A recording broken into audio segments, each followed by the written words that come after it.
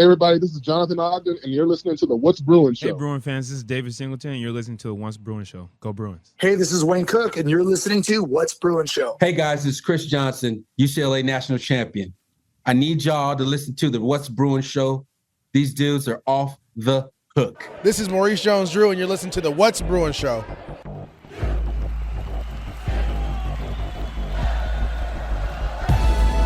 You're listening to the What's Bruin Show, part of the What's Bruin Show network, with your hosts, Jake Berryfield and Mike Regalado, and occasionally some friends, talking all things UCLA sports. And now, it's time for the What's Bruin Show. Well, hello, welcome back to What's Bruin. I'm your host, Jake Berryfield. I'm joined by my good buddy, Mike freaking Regalado from Bruin Report Online. Iron Mike. What's up, y'all? Iron Mike. Mm-hmm. Mike, we spent an hour talking about UCLA's tragic bludgeoning at the hands of the Utah Utes. Again, it was a venting episode for many. It was. We did a lot of phone calls. Thank you, everybody, for your support, and those of you that called the What's Bruin hotline, 805-399, for WBS, like a Radio Troy. Whatever, you beat some school that's not FCS anymore. You beat a high school. Kiss my ass. Basically. Whatever. Let's say you do in the Helton Bowl. I'm probably going to win that one too. But God, I never wanted Helton to win a game Right? more. Thank you. Ever. But that being said, call the hotline. We appreciate your support. Join the Substack, whatsbruinshow.substack.com, or the Patreon, patreon.com/whatsbruinshow. We had a couple of subscribers this week. I appreciate your support there. You got access to the Slack channel, and occasionally I'll do another episode. Occasionally. Like today, like yesterday, I was getting kind of like aggro about like the media, and so I like did a little venti episode on the media that was like 10 minutes long. And I did and I was like experimenting with my voices. So I was rocking, like I was like quoting our comrades like in robot voice. Like this. I was like, oh, my name is Zach Anderson Yoxheimer or whatever. I don't know what my name is, but yeah. Like it wasn't, whatever. It was whatever. I was just goofing off. Yeah. But, it did feel good, though. That's extra content for you is what I'm saying. Yeah, there you go. And then we'll do the bare minimum or something. But thank you for your support. Thank you for listening. And now we're just going to get to the game that will be, right, Mikey? Yep. So let's get to the game that will be, and we'll go from there. It's the game that will be. It's the game that will be, yo. It's the game that will be. Blue 32, Blue 32, California, hey! Football. So this is, I don't know, relatively stunning to me in that I'm hoping that the Bruins are going to play better this week. I expect them to. Oh, yeah. And I'm just a little flummoxed. We were flummoxed last week by UCLA having a 50 or 60% win predictor score against Utah at the Rose Bowl. And I'm even more flummoxed by this. UCLA is going to be in Las Vegas, 5 p.m., CBS Sports Network. Which I'm still trying to figure out where the hell that is. It's like 220 or 225 or something on the DirecTV. That's all I know. Yeah, it's crazy. Sling doesn't have it, so I have to figure out another way. There's Fubo. Yeah. Oh. Yeah. Yeah. So anyways, they're playing on that thing. And right now the Bruins are 2.5-point favorites on the road. Yeah. Last week they were home dogs. This week they're making UNLV home dogs. They're road favorites. But you look at the ESPN win predictor. It's, whoa. 73.1% in favor of UNLV right now. That's weird. And I'm like, that's just like mind-blowing to me. That's like the weirdest thing I've ever seen. I honestly think it's because of ESPN tying into their weird-ass calculations with the Football Power Index, because UNLV actually is 59th while UCLA is 80th in the FPI. That doesn't mean anything. Those are just putting numbers up against each other, because UCLA legitimately lost, bigly, to what is now a top 25 team. It was a straight homicide, yo. Yeah. But UNLV squeaked by Idaho State and then, got a win on the road against Sam Houston. Yes. A team that's not great either. Yeah. Go Bear. So it's really weird to see how a lot of people are trying to figure out how this is. But that's insane. It's a shocking insanity number to see. Like, I almost want to take a picture of it. 79%. Be like, for 70. Like, yeah. Yeah. But if they lose, like, oh my God, I guess ESPN had it first. I'd be like, oh, maybe they were right. I guess. Clearly, I wasn't right. Toyota, I have I to guess. remix this entire season, but I'm not going to throw it out. We're just remixing it. We already laid the beat, a little bit of the bass. We just need the melody and the rhythm All right, well, let's to lead this. quickly get to the trivia. Now it's time for Jake's Trivia, brought to you by Jake, bringing you all the coolest trivia of UCLA football's opponent for this coming week. And now, Jake. Hey, Mikey, I wrote the trivia for this week, and at first it was UNLV related, and then I kind of went down a rabbit hole and it turned out to be Sam Houston related because I just got fascinated. But first question's solidly in the UNLV ballpark. UNLV has a national championship quarterback on their team facing the Bruins this week. Currently, got a guy out there with a ring is on their roster. Don't you dare look at your roster, Mike. Who is it? I haven't dug that deep into the roster yet. Ah! Who is it? Look, it's not and a guy. how? It's not their starting quarterback. Isn't that wacky? That's why I was like, that doesn't seem. But he does have a touchdown on the season. It's none other than former Michigan Wolverine Alex Orji, who won on the Michigan title team in 23, and then he transferred to UNLV. He is so far been the backup for UNLV, and he's been like their wildcat. Like, he's a quarterback, but he looks like a wildcat quarterback, if that makes sense to you. Yeah. Like, he ran some wildcat against that first He's game a beefy against quarterback. Idaho State. Anyways, a national championship winning player on the UNLV running Rebels. That's a pretty rare find, I would think. Okay. The other thing, Mike, name the mascots that your UNLV running Rebels. Is the football team the running Rebels too? Or are they just Rebels? Just the the Rebels. running Rebels is the basketball team. But I like a lot of basketball teams do that. But I like the saying running Rebels. The Fighting Ducks of Oregon, which that one's dumb. I like saying running Rebels. Yeah. So I'm going to say it, but I know the Godfather actually corrected me on, because I said that they're playing Utah next year, and I realized that they're not playing Utah, but they're playing Cal or whatever. Thank you, Godfather. I appreciate it. Don't correct me on this one because I'm just taking poetic license. Yeah. But the Rebs have played two teams this year. Mm-hmm. They played Idaho State, and they played Sam Houston. Or if you're in New York City, They're about to Sam play Houston. Yeah, thank you. They're about to play UCLA. Mm-hmm. All three of these mascots have something in common. Could you name the other two mascots? Of course, we know the Bruins. What are the other mascots? Idaho State Tigers? No, but that's so close. The Bengals? Oh, what is it? I can't blank it on it. The Bengals, I think. It is Bengals. Yeah. Yeah. And then Sam Houston, Tigers? The Bearcats. And this is when I got freaked out, okay? Uh-huh. This is when it happened. Sam Houston Bearcats. Bearkats. Oh. Okay? So this is the rest of your trivia, and it's Sam Houston related, not UNLV related. Forgive me. We're going to play UNLV again probably the next 10 years, probably 3 times the next 20 years. We're probably never playing Sam Houston. So that's why I'm going to get deep into Sam Houston right now. Sam Houston started out as the Sam Houston Normal Institute. Okay? Way back in the day when they called schools normal. Yeah, right. Reason. And their original mascot nickname was the Normals. Look at those normies over there. Normies are coming to town. Pretty bizarre. They're not weird. Texas legislature, when the Texas legislature changed the name of Sam Houston Normal Institute to Sam Houston State Teachers College, the term normal became outdated. So then they settled on a replacement, which is the Bearcats. The reference was either spelled Barcats or Bearcats, 2 words, or how it is right now, Bearkats. No one really knows why it's all screwed up with that honked up spelling as one word. Well, it's Texas. It is. Don't mess with Texas. They were all honked up. I mess with Texas. Don't mess with I'm Texas. from California. Don't mess with Texas, Mike. California, Don't, baby. Don't you dare.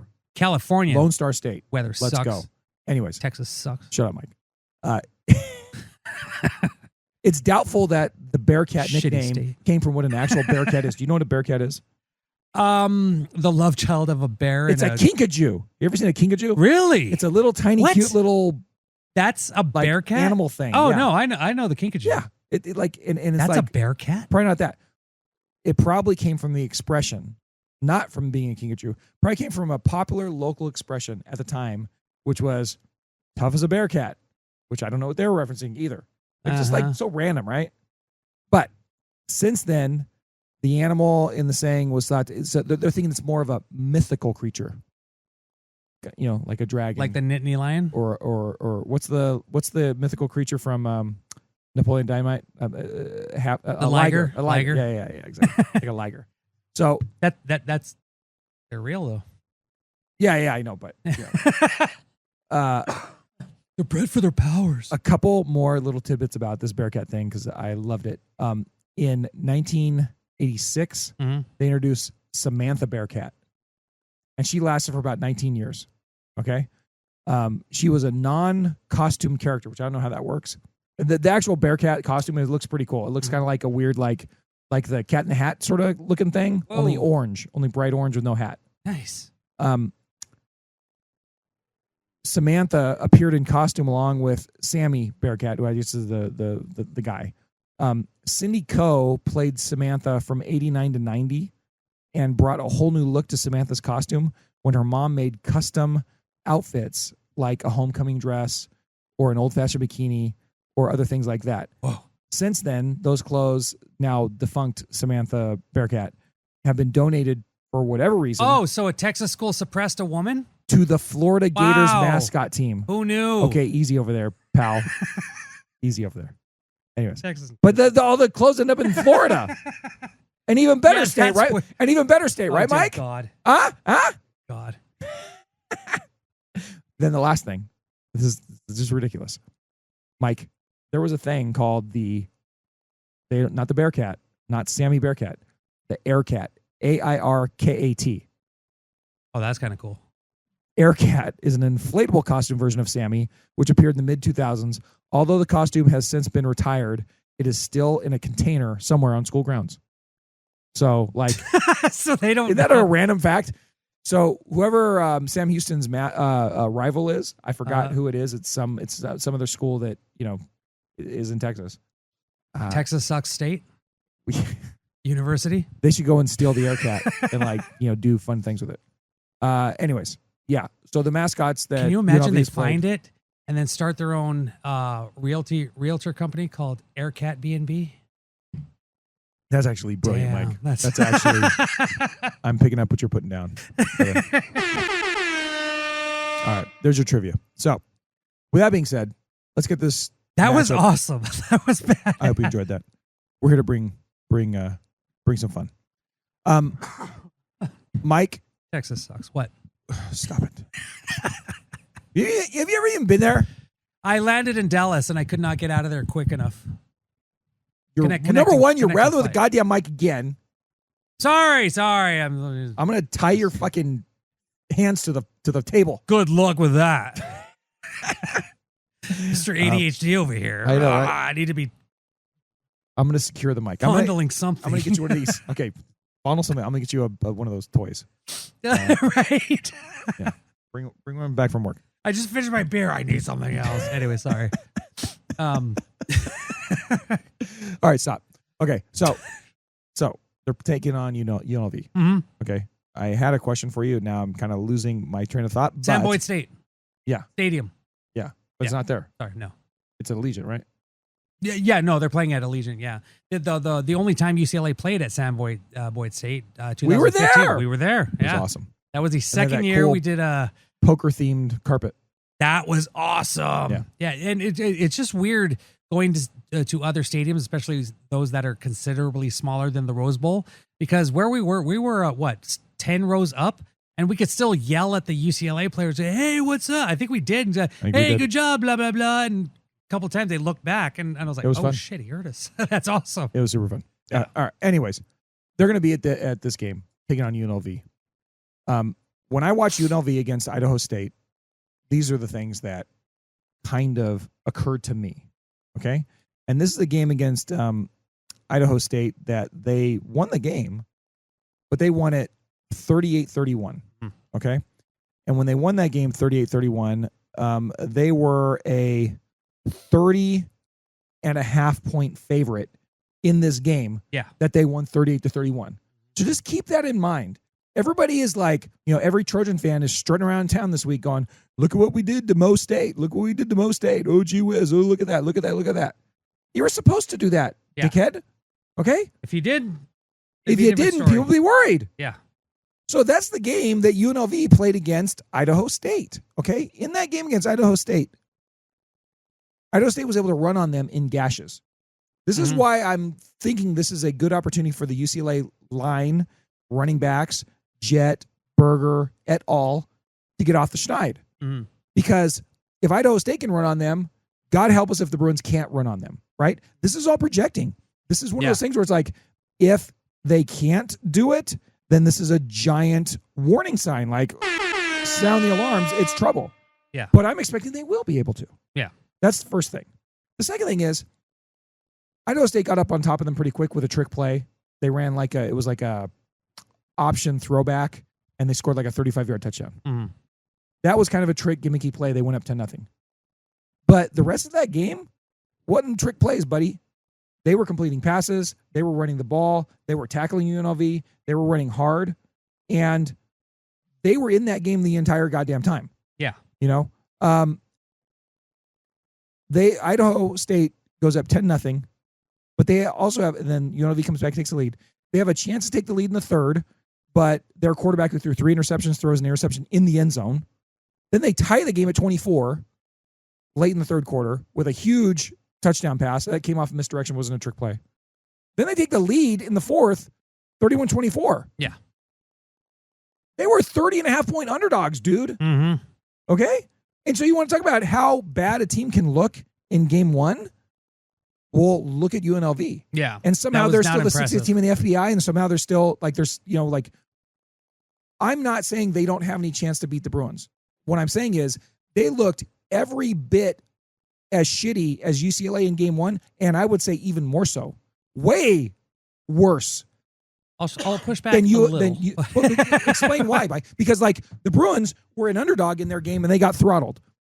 UNLV was a 30.5-point favorite. You know how Well, I'm just saying, a 30.5-point favorite spread is? Exactly. Just perspective. I mean, they were supposed to destroy this team, so which is why, even though they were trailing at different parts of this game, in other parts of the game, they looked good. They looked like what they were supposed to do. Whereas UCLA, going against a really good team, what we know now is a really good team, did not look like they had their crap together at all. That's a good point. There are points at which UNLV looked like a decent team. Yeah. They did what they were supposed to. And then there are points which they didn't. They're like, I guess, they scored. Yeah, and all I would say is just take that game in its totality, and if you're going to trash UCLA because I do agree with that point, Mike. They did look better at moments than UCLA did in their game. Yeah. But still, it's a similar situation. They both had really shitty opening games. It's just UNLV happened to be playing the Sister Mercy, and UCLA is playing what looks to be a pretty good team. Yeah. So that's why I'm confident going into this game against UNLV, and I think the Bruins are going to play very well, and I think they're going to beat them. That doesn't mean they're going to make a bowl. That doesn't mean they're going to hit win the 7-8 wins that we think they're going to win. They still might suck this season, but I still think that it's pretty. I think the Bruin fans are going to be able to look at this team in a few weeks and be like, "Hey, they're 3-1. Okay, great. Now where are we? Let's take on Penn State and see how bad we get beat." Yeah. That's where I'm coming from. It's not unfounded confidence. No, it's look at who they're going to play. Yeah, this is a whole lot easier than it was against the Utes. So with that being said, UNLV does have some dudes that look like they're kind of dudes, right? Anthony Calandria transferred from Mikey. Do you know? Okay. Yeah, God, I'm blanking. It's a state for lovers. Missouri, Virginia. Oh, because Virginia is for lovers. Okay, and this dude, I thought he looked pretty good. Why are you so skeptical of every other fucking state, Mike? Our state is California's a wonderland, but it's run by a bunch of assholes. That's more on me because I'm a geography nerd, and I'm actually more mad at myself for not knowing the nickname of Virginia, which is for lovers. Exactly. Yeah, I know. That's right. Anyways, Mike. No, I prided myself on knowing nicknames to lovely states. Exactly. Number 10. I would love to go to see more of Virginia properly. And it's nice. Virginia is better than Texas. It's a debate. Okay. Anthony Calandria is the QB, transfer from Virginia. He had had a nice 37-yard touchdown run. I think it was a touchdown. Or it was a scramble. And then he ran for 93 yards in this game. So certainly a guy that, like Nico showed in the game against Utah, or like Nico's counterpart, didn't have to show, but we know that he's a live runner. This is a guy that'll run. And we already talked about how the guy that transferred from Michigan, Orji, he's a guy that can run too. He actually looked like a wild back quarterback to me. Yeah. So just kind of be aware of that. The Bruins are going to have another challenge containing a quarterback that can and will run the ball. That would be something to keep my eyes perked to. But other than that, like I said, UCLA should be able to handle this team. Number 9, Jaden Thomas is their running back. Jaden Thomas? Jaden Thomas. I think. Jaden Which is Thomas. weird. He's also My named apologies. Jet. Yeah. Right. Jaden Thomas, Javian Thomas. Jet. Yeah. Go figure. Get your own nickname, buddy. Yeah. But no, but you can't deny what the hell he's done already. He's averaging, yes, it's against 2 cupcakes, but he's averaging 106 yards per game. Yeah, So, and not a bad yards per carry either. no. And then What is Jaden that? Bradley. 11 yards per carry. Jaden Bradley transferred from No idea. ACC Pitt, another ACC team. They got the ACC pipeline over there at UNLV. And he already this year, 6 for 131 and 22 yards per catch. And he had a good game against the Cats as well. So they got some dudes that are putting up some stats. But I would say that these stats are against 2 teams that are very, very lesser. They're padded. Very, very lesser. Okay? Yeah. And so let's see what they do when they go up against UCLA. And if they look as good against UCLA as they looked against Idaho State and Sam Houston, then obviously we're very, very worried, and this is going to be a long, long, long season. But if UCLA goes in there and takes care of business and makes them look like they should look, then we might have something to be like, okay, well, maybe we're okay here, and we're better than we thought. Yeah. Keep in mind this: Idaho State ran for 132 yards. They had a dude run for 132 yards, 2 touchdowns, and 7.3 yards per carry. Idaho State had that. Yeah. The 30.5 underdog. Okay. UNLV's defense had 4 sacks against Sam Houston. They only had 1 sack against Idaho State. So it's like they're having the same problems that UCLA had, Mike, but they're having them against Idaho State, not Utah. Yeah. That's my exactly. point. Yeah. That's my point. Okay. So when I was watching the game live, it looked like a very competitive game. Yeah. It's not supposed to look like that. No. Like, I'm like, oh, Idaho State's playing out of their minds. But it's not supposed to look like that. Yeah. Just kind of keep that in mind. Okay. I mean, look at just really quickly, look at the stats through the first 2 games. UNLV total offense 468 in those 2 games, averaging 240 yards through the air, 227 on the ground. Defensively, they're giving up 443 yards per game, giving up 290 through the air, 152 on the ground.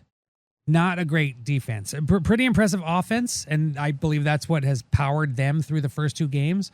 But if UCLA can figure out where the cracks in the armor, where they can, where they can maybe, hopefully, take advantage on the offensive line to get some sort of run game going. No, this is definitely the game to do it, to try to figure out how you can get your team better by exposing the weaknesses of another. Mike, we talked about how many yards Idaho State went for. Sam Houston had a 45-yard touchdown pass, 45-ish yards. Then they had a 50-yard TD run, and then another 50-yard touchdown pass in the fourth quarter. And they still lost. It was going away. Like UNLV was up big for those fourth quarter scores. So I don't know if UNLV had their scrubs in or what, but they've still given up a lot of big, giant gash plays. So that's the other thing. I would be like, look, if UCLA goes in there and they struggle with UNLV, God help them, they lose to UNLV. They're not able to put up points on UNLV. They're not able to limit UNLV scoring. Those are all ginormous warning signs. But I would just say reserve your judgment until we see that game. But with that being said, I'm expecting UCLA to go in there and on offense have a bunch of big yard gaining plays. Because I think they'll be able to do that better than Sam Houston and Idaho State. I think this is going to be a game where hopefully Nico and Jet and Berger and the line and Quasi and Mikey Matthews et al. Can get comfortable, get a rhythm, and get some, and really make some hay. Yeah. And hopefully that's the next 3 games. Get themselves ready to do what they need to do. Mm-hmm. And then they can, let the chips fall where they may by the time we get to game 5. And I know I'm making a giant assumption.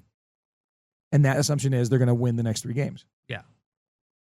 But until they lose one, that's where I'm going to be sticking. And that's what the goal is, right? Like you failed the first test. Now you have 3 more tests to pass that are much lesser tests. Yeah. Like you started with the final exam, kind of, and now you just have your little check-ins. Mikey, do you have any thoughts on Idaho State or Sam Houston or UNLV before we get to whatever we're getting to next? Oh, by the way, Justin Flo, Oregon, Arizona, former player, is on UNLV as well. Oh, nice. No, I just and not to try to bring UNLV down to appease our listeners to say, oh yeah, UCLA can go through, because obviously they did win those 2 games. But for me, Dan Mullen is a well-seasoned coach, very experienced, had success at Mississippi State, Florida, and now he brings his expertise to UNLV. It doesn't have the same rosters, but it is apparent that this UNLV team, although on the up and up, good for them. There are definitely holes in both sides of their game on offensive and defense. And UCLA, I think that's where UCLA not just has to be aware of how to scheme around them, but to take advantage of those. And with the aggressiveness of these coaches that we've heard, can turn this thing around and really kind of like just deliver a beating. If UCLA comes out and has they look completely different from what we saw last Saturday, and gets the W, that'll turn some heads. But it's how often does that happen? If they are going to, should I go to that game, Mike? Yeah, you can do it. I don't know. I know it's money. I would, because I haven't been to Allegiant yet. But it's fun. It's a nice place. I know. It looks cool. It looks like a hockey puck from the freeway. All right, I'm reserving my judgment. Oh. Hey, Leo, if I sneak up behind you and just like grab you a manny and give you like a double bear hug, then you know I'm there. Otherwise, I'm not there. There we go. Keep your head on a swivel, baby. Yeah, exactly. But yeah, no, I just think UNLV, like I said, UNLV has looked good when they were supposed to, but they've also looked kind of uncharacteristically bad, or maybe it is characteristically bad. It's still pretty early, and they haven't really played anyone yet. So, yeah, this is kind of a weird one. They ain't played nobody. Nope. And exactly. it remains to be seen. And UCLA has. It remains to be seen whether UCLA is anybody. Yeah. This is the game where you get to prove that there's somebody. Yeah. Right? Yeah. Right. How do you see the game go, Mike? Is this our prediction? Sure. Prediction time? I hate predictions, but yes. Yeah, I think UCLA is still going to struggle a little bit. Actually, but I'm sorry. No, go ahead. For your prediction. I do have a couple things. Go. Do you have any things that can't happen? And do you have any things that should happen? Example. Sorry, I have a little game. Example. Things that can't happen. Okay. Number 1, Nico cannot be the leading rusher. No. Nico Iamaleava cannot be the leading rusher. The leading rusher has to be somebody other running than him back that is named either Jalen Berger or Jet or Woods, who I don't have. This is a drop for burger. Right? Yeah, that was where that cannot happen. No. Okay. Do you have anything that can't happen? Piggybacking off of that, Nico cannot be put in a position to extend plays the way he did last week, as well as Deshaun Foster said, needs to learn how to slide. I think what you're saying is Nico can't be taking all them hits. No, exactly. Right? I think that's a great point. Nico cannot be taking all them hits. Mm-hmm. Right? What is so? I have one other thing of this can't happen. Mike, if you had to guess, because you already know it, who's last in the Big Ten, and actually who's last nationally? Let me see who's last nationally. They have to be last nationally. There's no way they're not. In what? Oh wow, they're not last nationally in third down defensive percentage. They're literally 2 from the bottom. Most State SC's opponent is worse than them, and UAB are worse than them in third down percentage. They're not last, US. But if you're not last, you're not first. 2.35%, 14 out of 17 on third down conversions for Utah. That was rough. So this can't happen is UNLV cannot be over 50% on third down. Right now, they're currently sitting, actually I missed my thing. But does that make sense to you, Mikey? Oh, yeah. No, you have to stop them. Even if it's like 3rd and 2, like several drives in a row, you have to stop them. Yeah, and right now, UNLV is sitting at 38%. So my point being is they're already at 38% versus fucking Sam Houston and goddamn Idaho State. Mm-hmm. If the Bruins are, like, I wanted to say this can't happen, UCLA can't be over 35% on third down defense, but I'll give them credit and be like, okay, fine, close to 50 or whatever. Yeah. But actually, that doesn't make, they have to be sub 40. Okay? They have to be at least what UNLV is right now. Get off the field. Get off the goddamn field. Yeah. Okay? So those are my 2. This can happen. Do you have another one? Just off the top of your head? I'm sure I should have warned you. I would say it's easy to say to, they got to tackle, but I think a lot of the problems where they were what's the word? Overanalyzing a play. And there were several plays where a guy was running one way, the defender was heading towards that, and the Utah ball carrier just juked and went the other way. Many times just getting UCLA cannot give up that. They can't telegraph what they're going to do. And it seemed like a lot of times these guys were kind of like maybe going in for a big tackle, and Utah was just too smart and just went around it, got a couple extra yards. But yeah, they need to keep UNLV guessing. They need to keep all of their opponents guessing on how they're going to attack defensively. So that's one thing. Also, defensive linemen, get out of those blocks. They have to figure out a way to. How about not get pushed back 6 yards? That would be good too. That would be good too. But just the whole, getting stood up at the line. Do something. It just like there was absolutely no penetration through the defensive line. And that's kind of what UCLA has kind of built their run defense off of. That's actually what's been working for them defensively since the start of the Chip Kelly era. And that's why I have faith that it'll get better, because they've shown that they can do it with these coaches. And I'm like, they had a bad game. Yeah, they don't have the guys that could do it, but they have to figure out how to do it. They got to figure out what are your strengths. Okay, let's use that to try to get you into the backfield. Yeah. Okay, one more talking point, but we're going to do the symposium first. Thank you, and then we'll come back with that and our predictions.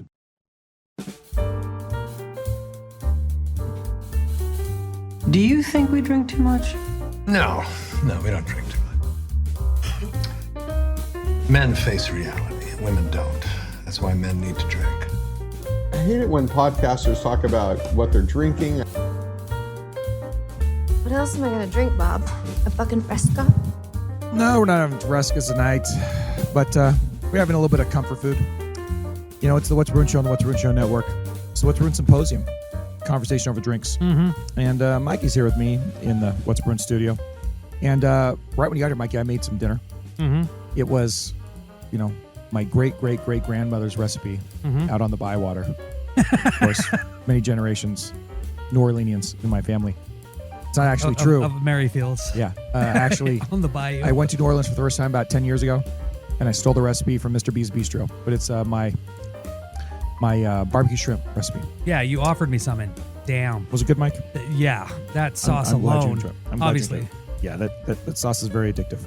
Yeah. But we need some comfort food because the Bruins just got murdered by the Utes at the Rose Bowl, and that's never good. They just got whipped by a bunch of goddamn nerds. But so I made some of that. I made a Sazerac, the official cocktail of New Orleans. I enjoyed that. I made it with a bottle of Sazerac Rye that I have. Mikey, what are you drinking? Some hazy little thing over there? Yeah, just I usually try to go with some sort of theme, but I was like, you know what? You know what the theme is tonight? Pain. Yeah, but not too much pain, because I'm having get us out of the haze by Sierra Nevada hazy little thing IPA, only 6%. It's a nice subtle taste, a hazy taste, and I've really liked it. I've really grown to like it, especially since it's not one of the 8, 9, 10% beers that just totally wreck people. I mean, I'm used to it. I can handle it, but this is a good one. This is just a nice subtle, especially for summer. End of the summer. We're into spooky season now. September, baby, That's birth right. month. Here we go. But it's still effing Happy hot. birthday, Jorge. For people that live in LA, it might be September. It's still effing hot. Yeah, No doubt. It still gets hot until November. Yeah. Through November. Yeah. I'm hearing you. Thank you, Mikey. Yeah. Well, thank you for supporting the What's Bruin Show. Substack, the Patreon, you can see it in the show notes. Mike, for how much a month? $2. Just $2 a month. You can send the What's Bruin Show into the future. And the reason we do that is just because, we like doing this. We've done it for 12, 13 years now. And we're going to keep doing it. Yeah. And we want to be able to say whatever the fuck we want. Yeah. And that's why we do it like this. Yeah, if you bet it. I'm not going to have Keisha on my show unless she's in studio. I mean, $2. Yeah. $2. I'm in. All right, Mike. Well, now, before we get to our predictions, we talked about things that can't happen. Mm-hmm. Now I want to talk about things that should happen. Okay? I can't guarantee this stuff, but I'm like, if UCLA is going to, they're not going to sway national opinion at all. There's no chance. They're firmly under the radar. No one gives a shit about UCLA. But as far as the local fan base goes, if they want to start saying, okay, well, I guess we can kind of see some bright spots here. These are the things that should happen in order to sway some of the very ugly opinions about UCLA right now. My first thing is UNLV is coming into this game after playing Sam Houston and freaking Idaho State, averaging 38 points. What should happen is the UCLA should keep them under 20. Yeah. Think that's fair? Yeah. Yeah, absolutely. If you have any other ones, Mike, you pipe in, but I'm just going to roll. UNLV comes into this game averaging 468 yards per game against Sam Houston and Idaho State. UCLA should hold them to around 300. Okay. Yeah. Right? Mm-hmm. If they do that, then we're like, okay, it's kind of a bounce back. That now we're seeing what we want to see a little bit. That one, I'm a little more tense about whether they actually can do that. But the 38 points under 20, it has to be. I want to see 300 yards given up. UNLV has allowed 26 points per game to the likes of Idaho State and Sam Houston. Mike, what does that mean for you as to what UCLA's offense should get to? They've given up 26 average so far. What should UCLA put up? I'm being conservative here, but I think it's still a decent number. I honestly think just with if, like you said, Nico seemed like he was a little bit too juiced. And I think now that he has those first game jitters with UCLA out and understands the and that's actually, we didn't get any media availability with Nico, right? A post game we did, and I actually asked him Did you ask about how it. he's I said despite the loss, and you finally have one actual game underneath your belt. Did the offense basically did it feel more comfortable as the game went on, or do you feel more comfortable understanding it? And he was very positive. It's like, yeah, I understand what I have to do now, That's but good. from the majority of the game, they were playing from way behind. If you talk to me again, I want you to ask him, hey, dude, were you freaked out, man? Yeah. That first quarter, were you freaked out, man? Like Super Troopers? I think I'm freaking out, man. Hey, man. Anyways, hey, Mike. You cool, man? How many points are the Bruins putting up against UNLV? I think they should get to at least blank. Mike Orlando says. Oh, they should get to at least 30, but... Too low. Oh, wait till you hear my prediction. They should get to at least 40. Wait till you hear my prediction. If they don't get the 40 points against UNLV with this new offense and this new quarterback and these new guys and this guy, Jet and whatnot. Yeah, this guy. Yeah, but with all if the Jet doesn't drop 40, like the Jet fueled Bruin offense doesn't get to 40, yeah. I'm gonna be a little disappointed. And some people might say, why would you think they're gonna put up 40 when you saw them against Utah? I'm like, well, they're not playing in Utah anymore. Yeah. This is a game where you can put up 40. And I think that's conservative. But shows what you kind of think class that's conservative. Wow. I think they need to come out and prove something. This is gonna be a game where they're gonna do that. Totally. UNLV has allowed 443 yards per game. Allowed 443. So in my opinion, or actually in Mike Regalado's opinion, They've allowed 443. UCLA should gain at least blank yards, Mike. A total offense? Yeah. Well, seeing as they only had like 50 in the last game. That was rough. 350 yards. Oh my God, Mike. They're playing UNLV, not Utah again. No, I know, but it's there were still parts of this offense that looked questionable. But UNLV gave up 443 to Idaho State and all right, 400. They should have 400. okay, Mike's going 400. I'm going 450. Okay. They have to at least get more than everybody else got. Yeah. That's what I meant. And then the last thing. UCLA has allowed 2 sacks and 6 TFLs per game. So that means they've given up 4 sacks and 12 TFLs. Yeah. But they're averaging 2 sacks and 6 TFLs per game. Mikey, you think UCLA should get at least blank sacks and blank TFLs in this game against UNLV? They average 2 and 6. Maybe 3 or 4 sacks and 8 TFLs. I like that, Mike. See, that's more fun. And I'm like 3 and 6. I'm like, I don't know, you know, whatever, you know, but I this is what should happen. We don't know if it will happen. We already talked about what must happen. Nico can't be a leading rusher, and they have to have a better third down percentage. Okay, so with that being said, Mike, what do you think the score is going to be? Oh, How do you think it's playing out? What do you want to do? You're going to hate this one. I have UCLA just edging out. Oh my God! Just covering Say it isn't the so. spread. You want me to go to this game and watch them just barely beat UNLV? Yeah, but you son of a bitch! You could go to the Punk Rock Museum. I heard that's awesome. The Mob Museum's cool too. I'm not gonna have time. I'm gonna get there like Saturday afternoon, watch a game, and then do a post game, and then drive back or fly back. Yeah. I don't know if I'm gonna do this. You know what? You go first. You're making me rethink everything. God damn it. No. You stick to your guns, pal. Fine. I'm sticking to my guns. UCLA 24, UNLV 20. Oh God, say it isn't so. Can you imagine? Yeah, I know. Can you imagine how I hard it's gonna be to can. talk about this team next week? Like, oh my God. Okay, so with that being said, based on all the things I just said, should, would, and could happen, I think UCLA will win 40-20. Boom. 40-20. Nice. I said they're going to be under 20 and they're going to be over 40. 40-20. That's my. I like it. All right, there we go.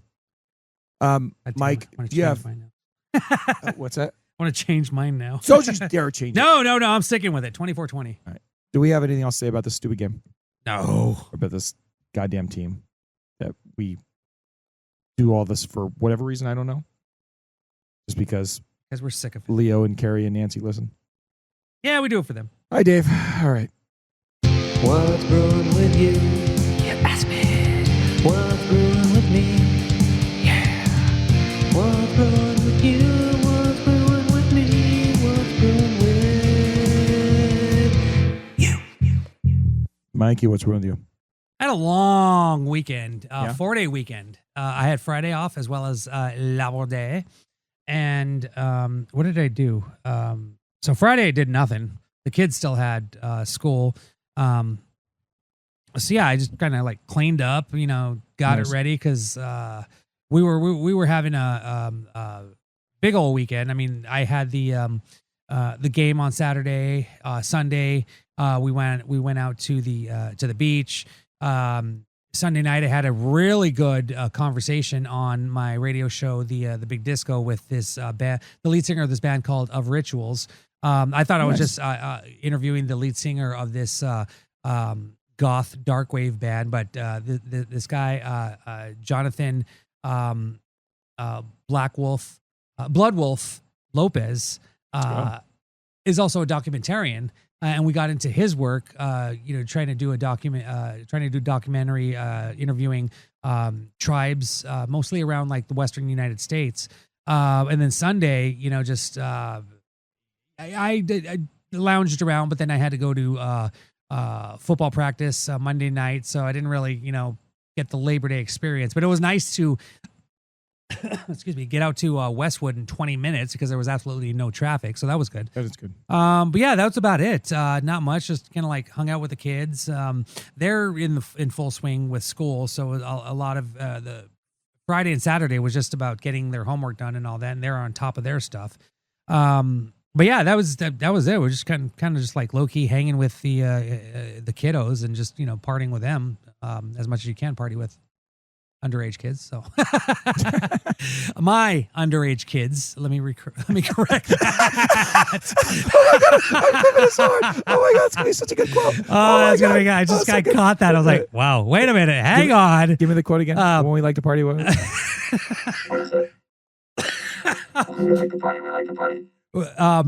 When it's time to party, we will party hard. No,